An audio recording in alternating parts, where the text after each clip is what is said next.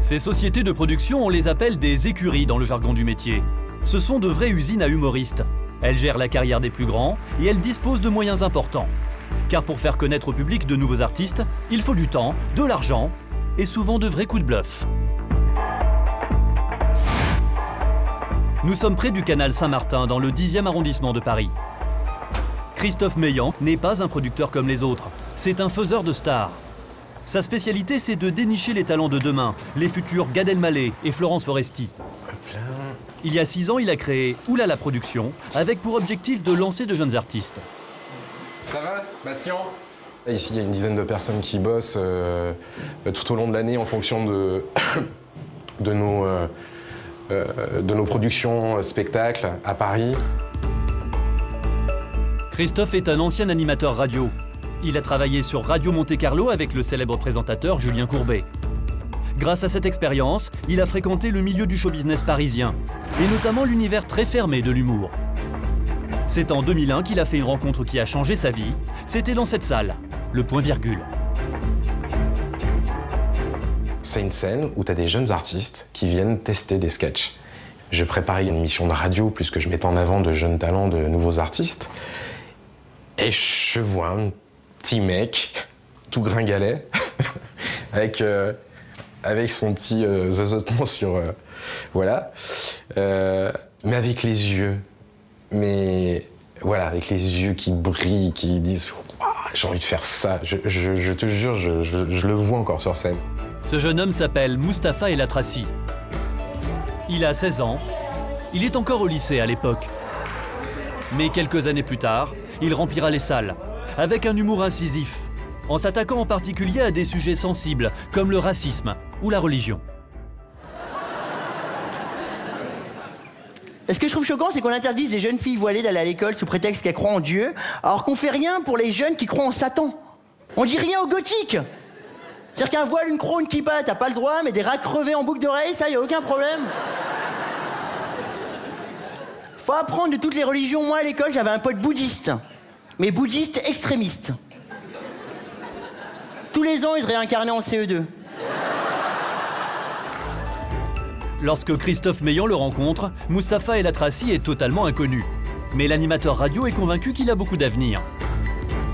Alors même si à l'époque il n'a aucune expérience de producteur, il met de côté sa carrière à la radio, emprunte de l'argent à ses proches et à la banque, près de 80 000 €, et décide de lancer Mustapha El Atrassi sur une scène parisienne. Un an plus tard, on démarre au Trévise. Une fois qu'il monte à Paris, premier spectacle. Voilà, on décide de communiquer vraiment sur quelque chose qui n'existe pas à l'époque, du stand-up. Pareil. Voilà, il a 18 ans, 18 ans et demi, micro. Et on suscite l'intérêt des journalistes. Et c'est grâce à voilà, cette envie commune de faire ce premier spectacle que ça m'a donné envie de poursuivre et de développer d'autres chants, d'autres artistes. Et voilà quoi. Et de devenir producteur. En quelques années, Christophe Meillan gagne son pari. Mustapha El Atrassi enchaîne les spectacles. Il y a plein de choses qu'on apprend récemment à propos des prophètes. J'ai lu un article il n'y a pas longtemps qui dit que Moïse aurait été bègue. C'est un vrai article, je vous jure, il y a eu des recherches. Moïse était bègue. En fait, si ça se trouve, il n'y avait que 5 commandements.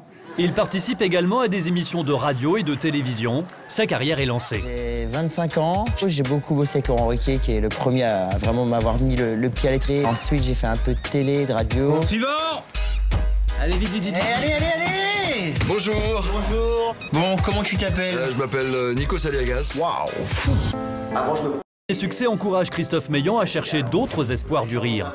Aujourd'hui, il a 4 nouveaux protégés qui sont pour lui les comiques de demain. Baptiste Le Caplin, Charlotte Gabri, Willy Rovelli et le petit dernier, Geoffrey Verbruggen. Mais lancer un artiste, ça coûte cher, entre 150 000 et 200 000 € en moyenne. Il faut louer un théâtre, il faut communiquer, il faut payer des équipes. Un artiste, il est seul sur scène, certes, mais autour de lui, t'as des dizaines de personnes qui travaillent pour lui. C'est très très long d'avoir un retour sur investissement au départ. Oui, oui. Et puis tu sais jamais si ça va le faire ou pas. Alors pour faire connaître ses poulains, le producteur doit parfois oser de gros coups de bluff. C'est ce qu'il a fait pour booster la carrière de Baptiste Le Caplin.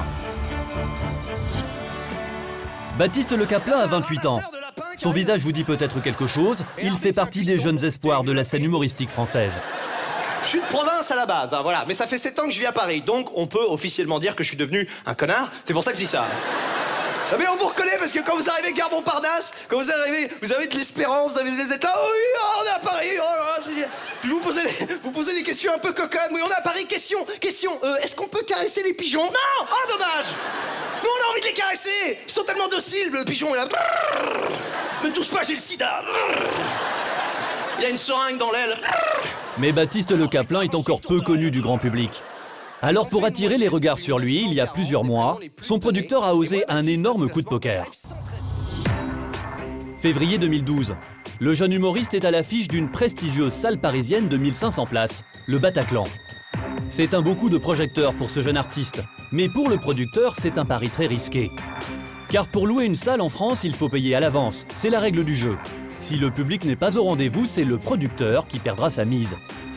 Pour offrir le Bataclan à son poulain, Christophe Meillan a dû signer des chèques. 9 soirées à 8 000 €, soit 72 000 € à payer d'avance. Mais en réalisant ce pari, le producteur n'est pas certain de rentabiliser son investissement. Un gros coup de bluff, dont se souvient encore sa directrice de production, Fanny Dupin. On est allé signer le contrat avec le Bataclan, bien évidemment, très sérieux, on fait des chèques. Oui, on vous donne plusieurs chèques par mois, comme ça vous les encaissez au fur et à mesure, super. On est sorti, Christophe, il était blanc, il était... Je me dis, mais qu'est-ce qu'on vient de faire? On a fait des chèques en bois, mais ça se fait pas, mon comptable, il apprend ça, il va me tuer. Mais on va couler la boîte, on va fermer, ça va être horrible. Enfin bon, voilà, on fait que des coups comme ça, on est obligé d'y aller au bluff. Le producteur a dû rapidement provisionner son compte avec toutes ses économies et son coup de poker s'est avéré payant et même extrêmement rentable. Car les 9 soirées ont fait salle comble et il a même fallu prolonger le spectacle d'une vingtaine de dates supplémentaires. Le jeune comique a réussi un début en fanfare. L'intuition du producteur a été payante.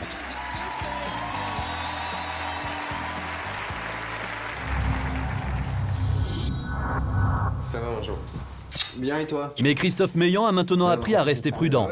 Pour lui, la réussite d'un artiste repose désormais sur une règle essentielle, ne pas griller les étapes. Nico? Sa dernière découverte, c'est Geoffrey, un jeune comédien d'origine belge de 23 ans. Aujourd'hui, Christophe et lui ont rendez-vous pour discuter de son prochain spectacle, car les débuts sont prometteurs. L'affiche est déjà prête. Sérieusement, pour le Geezer, il faut qu'à un moment donné, sur l'affiche, moi j'avais proposé des chiffres. Toi, je sais que t'aimes pas, mais il faudra m'expliquer pourquoi. Mais il faut qu'à un moment donné, les gens se disent, voilà, on est là, on est à Paris. On est là, ouais, c'est ça.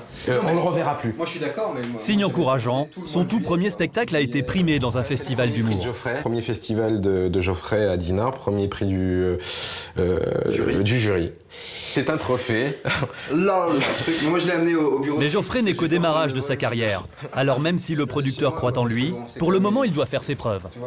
Avant qu'un artiste arrive dans une grande salle, il faut qu'il trime, quoi. Geoffrey, par exemple, là, je l'ai mis dans une petite salle de 30 places, c'est une boîte de nuit. Mais il va se confronter aux gens, il va en chier. Mais à partir de là, on est en train de construire quelque chose. Et puis on va y aller step by step. Pour Geoffrey, le temps est peut-être enfin venu de passer à une nouvelle étape. Mais il va falloir convaincre Christophe Meillan qu'il est mûr pour cela. Ce soir, pour Geoffrey, c'est un peu l'examen de passage. Christophe l'accompagne dans le théâtre où depuis plusieurs mois, il est en représentation. C'est une toute petite salle, seulement 30 places. Car l'objectif pour Geoffrey, c'est de se roder face au public. Vous me direz que vous avez vos places et après vous me confierez. Merci. Donc voilà, mon lieu de travail. Ça c'est la scène forcément. Les accessoires et là où va se trouver le public. C'est pas un exercice évident parce qu'on les voit tous. Comme la salle est très petite, tu vois vraiment les gens. Je me score. Ce soir, l'enjeu est de taille. Bah c'est quoi, c'est la 30e là? C'est sa 30e. 30e. Et tiens le coup. L'humoriste va devoir prouver à son producteur qu'il maîtrise suffisamment son spectacle pour le présenter dans une salle plus grande. Je me suis toujours demandé comment les artistes parvenaient à trouver un pseudo cohérent qui leur corresponde. Prenez une actrice comme Miu Miu par exemple. J'imagine que c'est un pseudo, hein, à moins que sa mère fasse partie des Aristochats. Mais... Alors elle a appelé sa fille Miu et elle bégayait. Les spectateurs réagissent bien. Moi, le jeune acteur a l'air parfaitement à l'aise. Et moi ça me rend dingue tous ces artistes qui veulent être belges. Alors que moi je fais tout pour être français. Je joue en France, je bois du vin, j'ai une haute estime de moi. En cas de guerre, je serai prêt à collaborer. Caché derrière le rideau, Christophe Meillan observe les réactions du public. Son poulain est-il prêt à passer à la vitesse supérieure? Sans la question.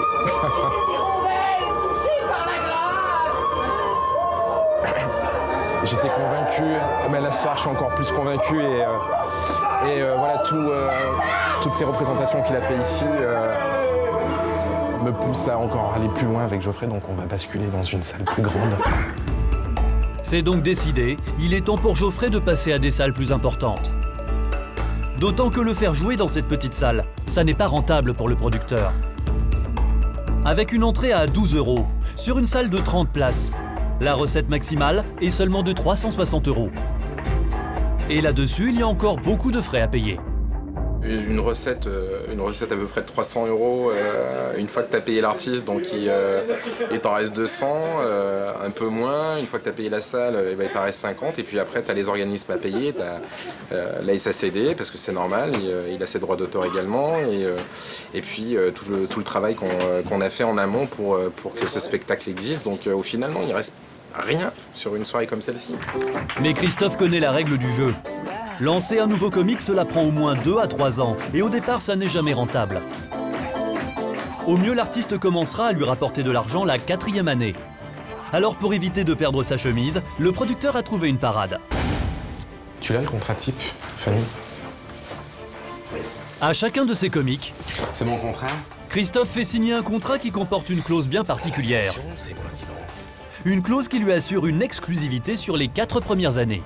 Alors c'est vrai que oui, je signe les artistes sur 4 ans, et c'est vrai que généralement c'est ce qu'il faut pour qu'un artiste commence à s'installer.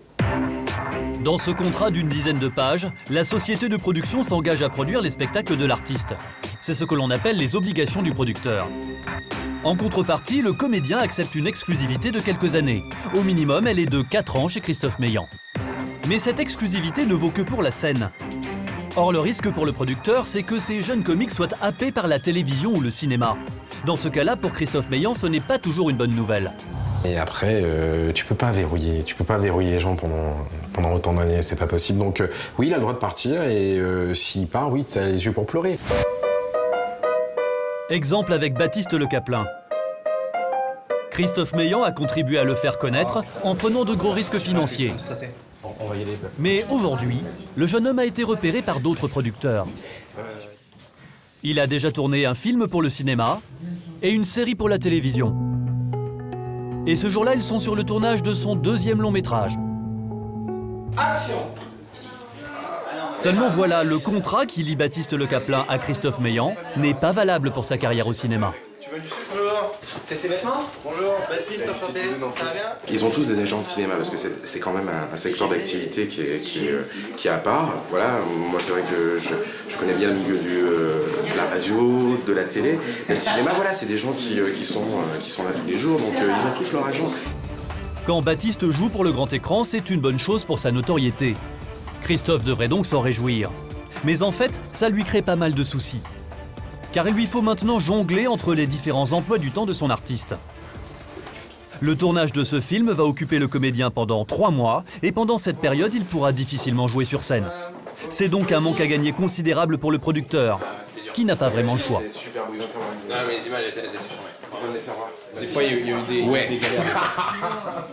En fait, il y a un film que j'avais calé, par exemple, c'est con, mais le cinéma, c'est ça aussi. C'est pas que des gars qui gagnent 1 million d'euros par film. Il y a un film qui devait se faire, où j'étais rôle principal, qui a été décalé, qui a été redécalé et finalement a été annulé. Bon, parce que le film s'est pas fait. Et donc là, on a annulé 2 fois des dates et bon. En fait, Ça a mis un peu Christophe dans la merde. En revanche, si Christophe n'a pas la main sur le cinéma, il y a un secteur qu'il connaît très bien, celui de la radio. Charlotte Gabri fait partie de son écurie d'humoristes. En plus de la scène, Christophe Meillan a réussi à la placer dans l'équipe de Michel Drucker sur Europe 1. Là, le producteur est gagnant à tous les niveaux. On écoute Charlotte. Charlotte Gabri a tenu une chronique 3 fois par semaine dans cette émission. Une aubaine pour le producteur-manager, car à chaque passage, il a touché une commission de 10% sur le cachet de la jeune humoriste. En plus de cela, c'est une exposition formidable pour la propulser sur le devant de la scène. Les gars, venez, on va se jeter dans la four. Faites gaffe au premier rang. Ça a été génial pour elle pendant 1 an et demi, Michel Drucker. C'est quand même le... Ouais, ça fait partie des... Oui, c'est un tremplin supplémentaire, bien sûr. Et ça lui a permis de rencontrer des personnalités, de se faire connaître auprès du grand public et puis surtout auprès des professionnels. Donc oui, bien sûr, c'est un énorme tremplin pour eux. Une fois, je suis allée à l'opéra, j'étais assise au balcon et mon voisin m'a dit « Vous avez déjà vu Monteverdi ?» J'ai dit « Non, j'ai vu monter personne. » Après sa saison sur Europe 1, Charlotte Gabri a pu présenter son premier spectacle parisien sur la scène du théâtre de 10 heures. C'est ainsi, étape après étape, que le producteur fait progresser la carrière de ses protégés. Et il arrive même en certaines occasions qu'ils puissent additionner leur talent pour frapper encore plus fort. Nous sommes à Bruxelles. Ce jour-là, Christophe est accompagné de toute son équipe. Les humoristes participent à un festival d'humour, le festival Juste pour rire. 1, 2, 3. Elle est belle. Merci.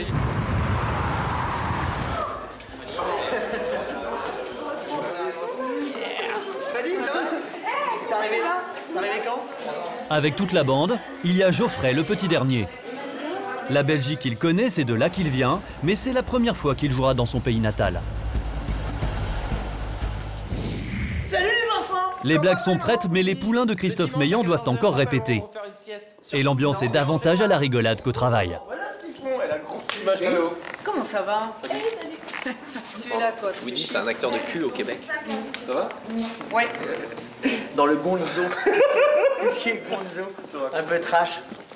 Christophe, le producteur, a du mal à capter leur attention. Les gars. Bon les gars. On répète ou pas? Toi, t'es le premier. C'est un peu la cour de récré en fait. Non mais c'est ça qui est génial en fait. C'est pour ça que c'est pour ça que je souhaite le plus longtemps possible garder cet esprit famille un peu colo. Tu vois, je suis un peu le grand frère. Ce soir, la scène est exclusivement dédiée aux 5 humoristes de Christophe Meillan. Il a vendu le spectacle au Festival de l'Humour pour la somme de 3 500 €. C'est bien en dessous du tarif habituel, mais le but pour lui, ce n'est pas seulement de réaliser une opération financière. Les gens s'installent en salle, donc Ça fait partie des investissements que tu fais toi pour aller promouvoir tes artistes dans des régions où les gens ne les connaissent pas forcément. Donc c'est de l'investissement. L'enjeu, c'est donc de faire connaître ces artistes dans un pays francophone qui peut devenir pour eux un nouveau marché. Mais encore faut-il que le public belge accroche. Bouge, tu mets du fond de teint, t'es déjà... Attends, je le poudre, merde! À quelques minutes de montée sur scène, Mustapha, Baptiste, Charlotte et Willy sont plutôt détendus. Ce n'est pas le cas pour Geoffrey. Pour lui, c'est une grande première de jouer dans une salle de cette envergure. Il passe d'un petit théâtre de 30 places à un auditorium qui en compte 600. La pression est énorme. Ouais, c'est la première fois que je fais une aussi grosse scène, donc il y a pas mal de pression, mais c'est excitant aussi, quoi. Donc d'autant plus que je suis à Bruxelles chez moi, donc je suis ravi, quoi. C'est vraiment cool. Moi, je suis le petit dernier de la bande, et voilà, quoi. Ils ont tous plus d'expérience que moi, donc ils me donnent des conseils, etc. C'est chouette. Puis il y a un vrai partage et un échange. Il est 20h30. Le spectacle commence. Sur scène, les poulains de Christophe Meillan. La salle est pleine. L'enjeu est énorme pour Christophe qui se trouve en coulisses, derrière la scène. Mustapha et la Tracy, mort. Pour lui, cette représentation a valeur de test. Il veut voir comment réagit le public belge avant d'éventuellement faire tourner ses comiques dans le pays. Le premier artiste doit immédiatement frapper le public. Elisabeth Buffet. Vous pourrez faire un vote, on compte jusqu'à 3 et vous allez crier fort le nom de celui que vous voulez voir commencer, d'accord? 1, 2... Mustapha! Je vais pas compter jusqu'à 3 les mecs. Mustapha commence le spectacle. Et pour attaquer, ils décident de frapper fort et de ne pas faire dans la dentelle. Vous avez vu un petit peu mon corps? Ils m'ont refilé un corps de Vélib. Non mais c'est pas des conneries, on me confond régulièrement avec un Vélib dans la rue. Il y a pas longtemps, en bas de chez moi, je me suis baissé comme ça pour faire mes lacets. Là, il y a un mec qui a essayé de mettre sa carte bancaire dans mon cul. Tu me diras, il a récupéré une black card. Je peux toujours faire plaisir. Le comique est touché juste, le show démarre très bien. Pendant 2 heures, les artistes vont se passer le relais et jouer des extraits choisis de leur spectacle. C'est terrible parce que tous les bons chanteurs sont morts à 27 ans. Jimi Hendrix, Kurt Cobain, Amy Winehouse. 27 ans. Et ça veut dire encore 10 ans à tirer avec Justin Bieber. Paris, c'est quand même la seule ville au monde où, par exemple, c'est le matin, t'es dans le métro, là, il y a un mec qui se jette sur la rame pour se suicider, et au moment où il se suicide, t'as tout le quai qui fait « Oh, putain !» C'est au tour de Geoffrey, le petit dernier. Christophe redouble d'attention. C'est la première fois que le jeune Belge se produit devant autant de public. C'est bon pour toi? Super. Allez, on y va. C'est parti. Bosse beaucoup, quoi, t'es super actif. Geoffrey mise sur un sketch où il interprète un coiffeur homosexuel et un peu caricatural.